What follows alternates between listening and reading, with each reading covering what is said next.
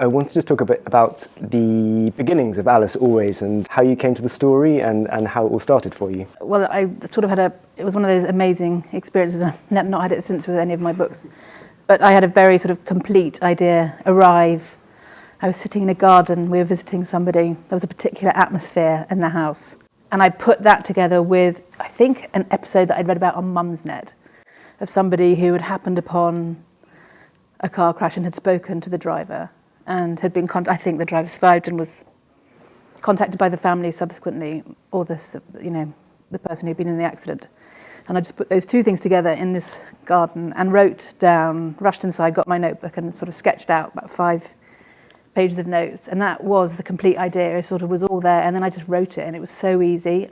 And it's actually, in a way, that's been a bit of a torment to me since, because it just, to have something, I wrote it in 11 weeks. And it was just such a sort of happy experience and so effortless. Oh my God. That's amazing. Well, I'm now in shock because I realise it took me longer to adapt it than it took Harriet to write it. But that aside, when the paperback was first published, I saw a little tiny paperback review of it in a newspaper somewhere, and I thought, oh, that sounds really interesting. The premise is really interesting, and perhaps it would adapt.